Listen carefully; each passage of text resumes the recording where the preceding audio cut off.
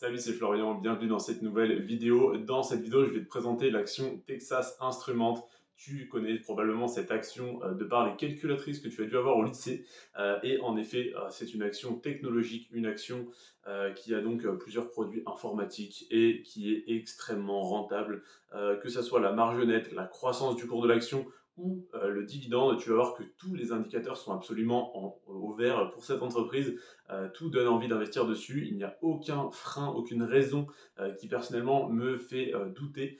Mais évidemment, ça n'est pas un conseil en investissement. Je ne te dis pas d'investir les yeux fermés dessus. Simplement, personnellement, je trouve cette action incroyable et j'essaie d'être le plus objectif possible, de lui trouver des défauts, mais je n'en trouve aucun. C'est pour ça que d'après moi, parmi les 40 actions à dividende pour compte titre sur lesquelles j'ai investi, c'est la meilleure ou une des meilleures avec l'action 3M que je t'ai présentée dans la vidéo qui est sortie hier. Aujourd'hui, je te parle de Texas Instruments. Je vais te donner les mêmes indicateurs que je t'ai donné hier pour 3M. Si tu as vu la vidéo d'hier, tu sais donc à quoi t'attendre. Sinon, je t'invite à aller la voir tout de suite après celle-ci. On attaque donc avec la valorisation de l'entreprise en milliards d'euros et Texas Instruments est valorisé à 159 milliards d'euros ou de dollars. Là, c'était en dollars que j'ai pris l'information, mais on est à 1 pour 1, donc euros ou dollars, c'est pareil en ce moment. 159 milliards de dollars, c'est plus que UPS, mais c'est moins que Coca-Cola, pour te donner un ordre d'idée.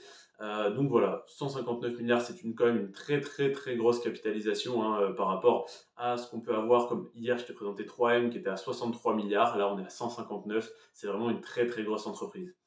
Ensuite, le chiffre d'affaires entre 2018 et 2022 a augmenté de 25%, ce qui est une assez bonne nouvelle. Alors oui, on peut s'attendre à plus sur une entreprise technologique relativement jeune, mais là on est sur une entreprise technologique assez mature et qui a des résultats qui augmentent tout de même pour une entreprise aussi vieille. On pourrait se dire qu'ils se reposent sur leurs lauriers, sur leurs acquis, et que ils ont des calculatrices qui marchent bien, ils ont quelques autres produits qui marchent bien, mais non, ils continuent d'investir, recherche, développement, publicité, etc. Et ça leur permet donc de continuer d'augmenter leur chiffre d'affaires de 25% sur 4 ans, ce qui est pas mal, ça fait du 7-8% par an. Par contre, ce qui est assez impressionnant, c'est que le résultat net a augmenté 2 fois plus que le chiffre d'affaires. Et ça, c'est très important pour moi que le résultat net augmente plus rapidement que le chiffre d'affaires.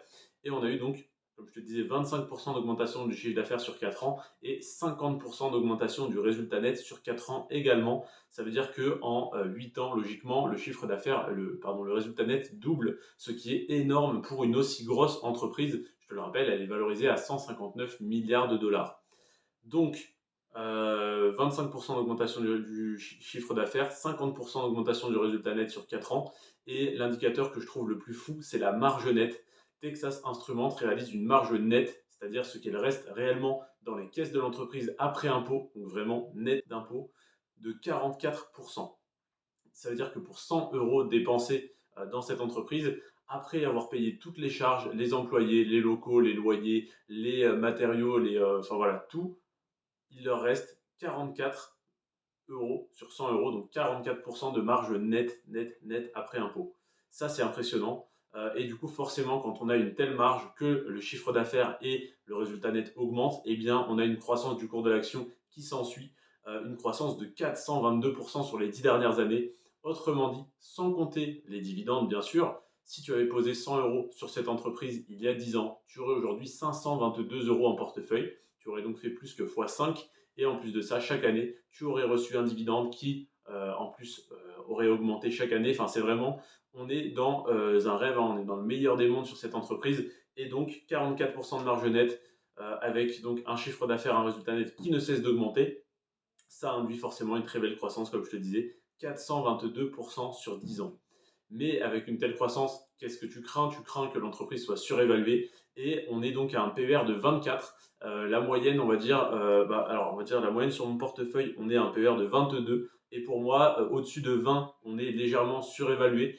Par contre, ce qui est intéressant, c'est que c'est une entreprise technologique. Et si on fait une moyenne sur les entreprises technologiques, on est largement au-dessus de 20 parce qu'on a des entreprises qui sont à 30, 40, voire 50 de PER. Et là, ça peut être un petit peu inquiétant. Donc 24, un PER de 24 pour une entreprise technologique qui a d'aussi beaux résultats par le passé, qui a eu d'aussi beaux résultats et qui a encore de très beaux résultats ces dernières années, eh bien, ça induit forcément les investisseurs à croire en l'avenir de l'entreprise, donc à surévaluer l'entreprise, ce qui est donc le cas pour toutes les actions technologiques, mais c'est une des actions technologiques les moins surévaluées. Donc oui, elle est un petit peu surévaluée d'après mes critères qui sont relativement stricts, parce que j'impose un PER en dessous de 20. Mais là, pour un PER de 24 sur ce type d'entreprise, qui à la fois a une sécurité monstrueuse, parce que tu vas le voir, le dividende est versé depuis très longtemps, ne diminue que très rarement et surtout n'est pas coupé depuis très longtemps, et a un rendement qui augmente très très rapidement également. Donc le PER de 24 pour moi est encore, même s'il est légèrement surévalué par rapport au reste du portefeuille, je m'attendais à avoir beaucoup plus de PER étant donné le potentiel de l'entreprise, donc c'est une très bonne nouvelle tout de même. J'ai donc encore 4 indicateurs à te présenter. Ces 4 indicateurs concernent le dividende et ensuite ça en sera fini pour cette action. Le premier sur le dividende, c'est les années de versement sans coupure. Donc depuis combien de temps le versement du dividende n'a pas été interrompu. Et pour Texas Instruments, ça fait 43 ans que le dividende est versé sans interruption. C'est juste énorme. Et ça fait également 19 ans qu'il n'a pas diminué. Donc depuis 43 ans, il est versé. Depuis 19 ans, il n'a pas diminué. Et le risque, quand on a un dividende qui est aussi vieux, c'est qu'il augmente très lentement et qu'il commence donc pratiquement à stagner. Et ça n'est absolument pas le cas sur Texas Instruments. Je te l'ai dit au début de la vidéo, il n'y a aucun indicateur qui peut me faire douter. Tout est absolument dans le vert parce que on a une croissance du dividende moyenne de 16% par an sur les 10 dernières années. Ça, c'est impressionnant. Quand tu t'intéresses un petit peu aux finances, à la bourse, aux intérêts, tu te rends compte que 16% par an sur 10 ans, c'est monstrueux. Et donc, on a un dividende versé depuis très longtemps qui n'a pas été coupé donc depuis 43 ans, qui n'a pas diminué, ne serait-ce que très peu sur une année depuis 19 ans, et qui augmente en moyenne de 16% par an sur les 10 dernières années. C'est juste énorme. Et donc, le dernier indicateur, tu l'attends, c'est le rendement du dividende, et le rendement s'élève à 2,7%. Alors, ça peut te paraître un peu bas. Il faut savoir qu'en moyenne, sur les 40 entreprises que j'ai dans mon portefeuille, les 40 actions à dividende, on a un rendement moyen à 2,8%. Parce que oui, on a des entreprises comme 3M que je t'ai présenté hier qui ont un rendement à 5,6, mais on a également des entreprises comme Nike qui ont un dividende qui augmente très rapidement, mais qui pour l'instant reste relativement faible, parce que Nike verse un rendement de 1% sur son dividende, par exemple. Donc on a une moyenne à 2,8 sur mon portefeuille, et Texas Instruments a un rendement à 2,7, mais qui est versé depuis très longtemps, qui augmente très rapidement. Donc à choisir entre une action qui a un rendement de 5%, mais qui stagne sur le cours de l'action, qui n'augmente que très peu son dividende, ou Texas Instruments qui a un rendement à 2,7, mais qui l'augmente de en moyenne 16% par an, avec une sécurité impressionnante également, parce qu'il n'est que très rarement diminué. En tout cas, ça fait 19 ans qu'il ne l'a pas été. Eh bien, je préfère investir sur une entreprise comme Texas Instruments. Évidemment, c'est important de se diversifier, donc je ne fais pas all-in sur cette entreprise. J'en ai 40 sur lesquels je rajoute 10 euros tous les mois pour faire un petit DCA simple, efficace et sans grand risque. Donc on peut dire que j'ai créé mon ETF, si tu préfères le voir comme ça. Et donc j'investis 10 euros sur ces 40 entreprises tous les mois, plus 10 actions de croissance pour compte titre que je t'ai déjà présenté le mois dernier. Voilà donc pour l'analyse de Texas Instruments. Comme je te l'ai dit, pour moi, il n'y a aucun indicateur qui est dans le rouge ou dans le orange. Tout est dans le vert clair, hein, parfait.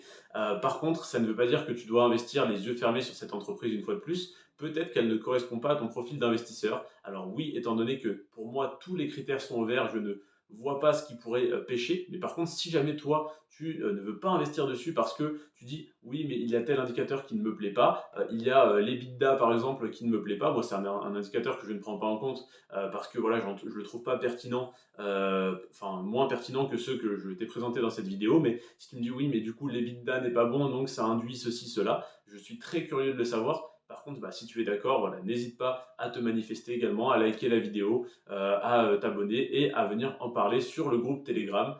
En premier lien dans la description de la vidéo, tu trouves donc le lien du groupe Telegram, c'est totalement gratuit. C'est un groupe privé entre guillemets, mais tu peux le rejoindre simplement en cliquant sur le lien. Tu arrives, tu te présentes et voilà, ça se passe super bien. On est presque une centaine, il me semble. Donc n'hésite pas à nous rejoindre, à venir parler avec moi et avec les autres abonnés de cette chaîne. C'était Florian. Sur ce, prends soin de toi et de tes finances et moi je te dis à demain pour l'analyse de l'action UPS. Ciao, à demain.